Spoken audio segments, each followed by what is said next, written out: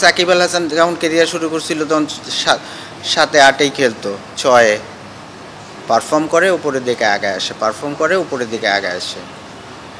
এবং এইটাই ন্যাশনাল টিমে আপনি যখন একটা নতুন ছেলে যাবে তাকে কিন্তু যেই তার জন্য মানে একদম রেডি জায়গা 3 ওপেনে হয়,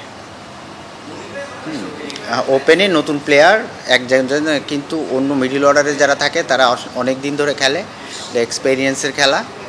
তো ওই জায়গায় আপনি যখন যাবেন একদম নতুন একটা ছেলে ওইখানে আসলে ন্যাশনাল টিমে আমার কাছে মনে হয় ডিফিকাল্ট।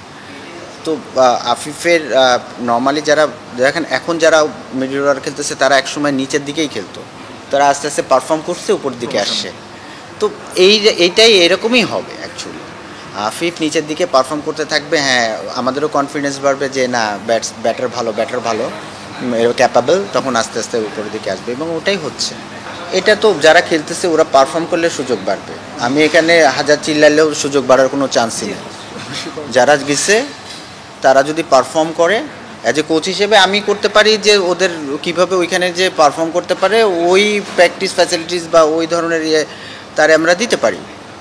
সে যদি পারফর্ম করে তাহলে এখন মনে করেন যে যদি অস্ট্রেলিয়ার টিমের এত প্লেয়ারের এত ডিমান্ড কেন, ওরা যেখানে যায় সেখানেই পারফর্ম করে, তো এটাই স্বাভাবিক, পারফরমেন্স আপনারা করতেই হবে।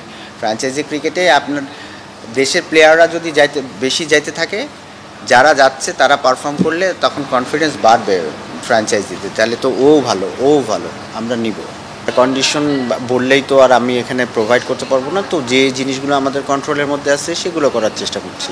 যেমন ওয়ানডে খেলাটা ওইখানে কুকাপুরা বলে হবে, তো আমরা কুকাপুরা বল দিয়ে, হ্যাঁ ওয়ানডে খেলাটা, আর T20 খেলাটা হোয়াইট ডিউকে হবে, আন্ডার লাইটে হবে, তো আমরা এইগুলো অ্যারেঞ্জ করার চেষ্টা করছি। আপনার কি মনে হয় যে 1-2 দিনের মধ্যে উইকেট চেঞ্জ করে একদম অস্ট্রেলিয়ার মতন করে দিতে পারবো?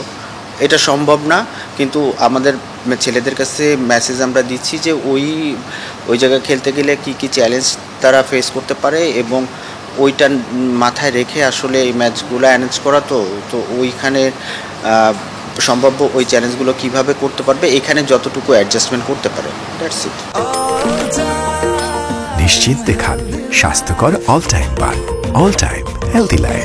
স্পেসিফিক আপনি একজনের কথা বললেন, কিন্তু আমরা আসলে বোর্ডে যারা চাকরি করি আমাদের কাছে আমাদের ছেলেরাই খেলবে, সবারকেই আসলে সাহায্য করার চেষ্টা করি।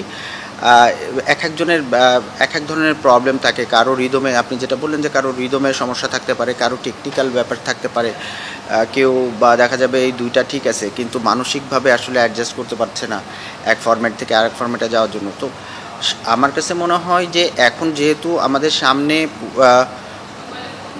ক্যালেন্ডার ইয়ারে 8টা টেস্ট ম্যাচ আছে, তো আমি স্পেশালি আমি সব যারা লাল বলে খেলবে তাদের চাই যে লাল বলে খেলার জন্য মানসিকভাবে যেভাবে সেট হওয়া উচিত বা খেলার প্যাটার্ন যেভাবে হওয়া উচিত, আমি ওইগুলার পরে জোর দিব এবং আমি ওইভাবে রেডি করার চেষ্টা করব।